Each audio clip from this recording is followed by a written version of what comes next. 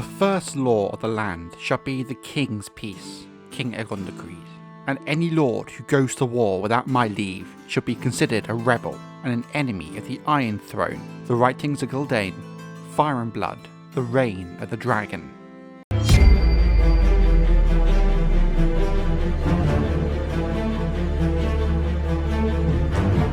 Given its importance to the history of Westeros, when people discuss Aegon the Conqueror and his sisters, Queen Visenya and Rhaenys, they often tend to focus on the conquest itself, which is understandable, but the unification of the Seven Kingdoms is only the first part of Aegon's story and makes up a small fraction of his long and successful reign. Anyone with any care for history will tell you that the work the Conqueror did after all had been conquered is just as important, if not more so, than the conquest itself. Aegon had taken his kingdom with fire and blood, and done what many had thought impossible, but now he had to rule. He had to consolidate, stabilise and unify the realm, whose entire history is that of rise and fall, of war and peace. In truth, an impossible task, but Aegon the Conqueror by far was perhaps the closest to achieving this, with the exception of a handful of his descendants who would build upon his good work. The history books call Aegon's reign the Dragon's Peace, as much of his rule was in fact that, peaceful. But in the year 1 AC, before the Dragon's Peace came a brief period that became known as the Dragon's Wars, that was just as fierce and bloody as any other fought in the long history of Westeros. While the Wars of Conquest were said to have ended in an official context on the day that Aegon was crowned and anointed by the High Septon in the starry Sept of Old Town, there were still large pockets of resistance all across Westeros, that while posed no real threat to Aegon, would need to be dealt with one way or another. The three sisters were fickle bitches, loyal only to themselves. Supposedly, they were sworn to the Arryns of the Vale, but the Eyries' grasp upon the islands was tenuous at best. The thoughts of Davos Seaworth, A Dance with Dragons Chapter 9, Davos 1.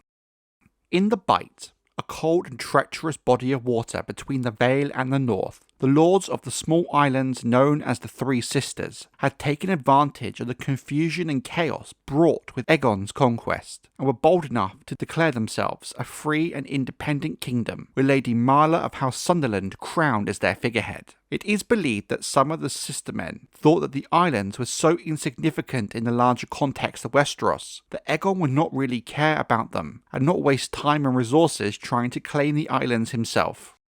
Needless to say, the sistermen were wrong in that assumption. The issue that Aegon faced was both the royal fleet under the commander House Velaryon and the Arryn fleet stationed in the Bight itself had been badly damaged or destroyed during the conquest, with both sides taking huge losses at the battle in the waters off Goldtown. The king commanded his new Warden of the North, Torrhen Stark of Winterfell, to end the Sistermen's rebellion and reclaim the islands. A northern army departed from White Harbour on a fleet mostly made up of Braavosi sails, hired by Aegon, under the command of Sir Warwick Manderly. But, of course, Aegon would use the power at the core of House Targaryen, dragons. The sight of sails and the sudden appearance of Vhagar being ridden by Queen Visenya Targaryen herself in the skies above Sisterton caused the rebels to lose all heart. They promptly deposed their newly crowned queen in favour of her younger brother Steffon Sunderland, a man who was much more inclined to side with the Dragon Lords. Steffon Sunderland renewed his fealty to the Eyrie, bent the knee to Queen Visenya,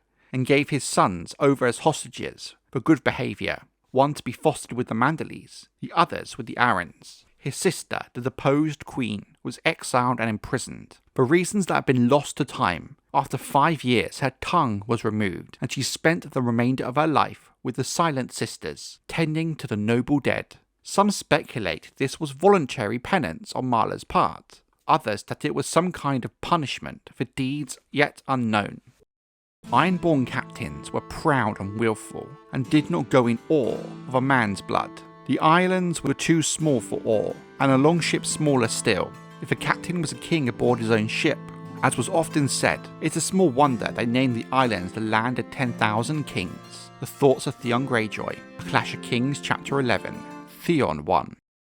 Across the other side of Westeros, The Iron Islands were also in abject chaos. House Hoare had ruled the Ironborn for long centuries, only to be extinguished in a single night when Aegon burnt down Harrenhal with Balerion the Blackdread. The death of Harren left a power vacuum men were scrambling to fill, and it was inevitably going to turn bloody. Though Harren the Black and his sons perished in the Blackdread's flames, and the main line of the house extinct, Corin Volmark of Harlaw, whose grandmother had been a younger sister of Harren's grandfather, declared himself the rightful heir to the Black line and assumed the kingship. To be fair, given some of the other claims for power that have manifested over thousands of years of history, at least in this case there was some tangible basis for it. But, as is the case for these kinds of matters, not all the Ironborn accepted this claim. On Old Wick, under the bones of Naga, the sea dragon, the priests of the drowned gods placed a driftwood crown on the head of one of their own, the barefoot holy man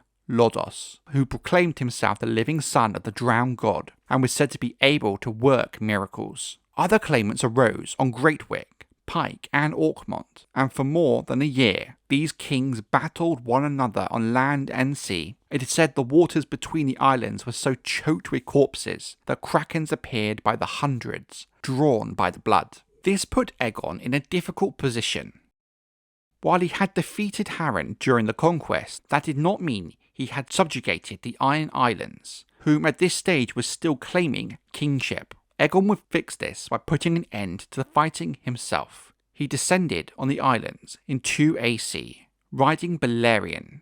With him came the war fleet of the Arbor, Highgarden and Lannisport, and even a few longships from Bear Island dispatched by Torrhen Stark. The Iron Men, their numbers diminished by a year of fractured war, put up little resistance. Indeed, many hailed the coming of the dragons. King Aegon slew Corin Volmark with Blackfire, but allowed his infant son to inherit his father's lands and castle. On Old Wick, the priest King Lodos, purported son of the drowned god, called upon the krakens of the deep to raise and drag down the invaders' ships. When that failed to happen, Lodos filled his robes with stones and walked into the sea. "To seek my father's counsel," he said.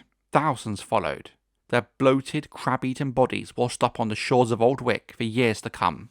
Afterwards, after all was said and done, the issue arose as to who should rule the Iron Islands for the king. It was suggested that the Iron Men be made vassals of the Tullys of Riverrun or the Lannisters of Casterly Rock. Some even urged that they be given over to Winterfell. Aegon listened to each claim, but in the end decided that he would allow the Ironborn to choose their own Lord Paramount. To no one's surprise, they chose one of their own, Vicon Greyjoy, Lord Reaper of Pike. Lord Vicon did homage to King Aegon, and the dragon departed with his fleets. Greyjoy's writ extended only to the Iron Islands, however. He renounced all claims to any lands House Hoare had seized upon the mainland. Aegon granted the ruined castle of Harrenhal and its domains to Sir Quinton Cahores, his master-at-arms on Dragonstone, but required him to accept Lord Edmund Tully of Riverrun as his liege lord. The new-made Lord Quinton had 2 strong sons and a plump grandson to assure the succession, but his first wife had been carried off by spotted fever 3 years earlier. He further agreed to take one of Lord Tully's daughters as his bride.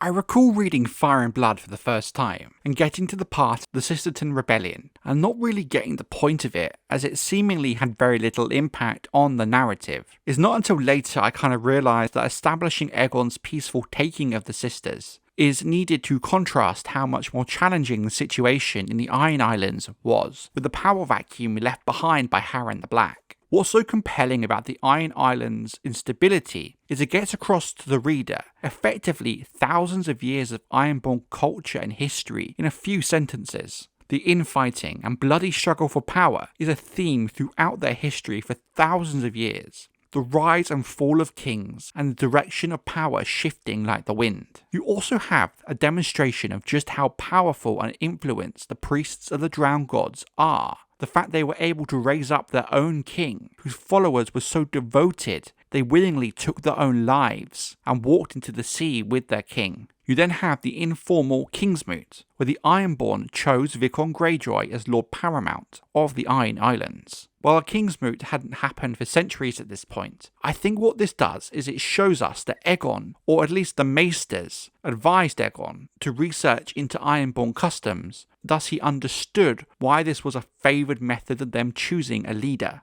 So while this section of Aegon's reign might seem out of place at first, it does a good job at informing the readers about what kind of king Aegon will be. A king who can masterfully manage both a peaceful resolution and conflict at the same time.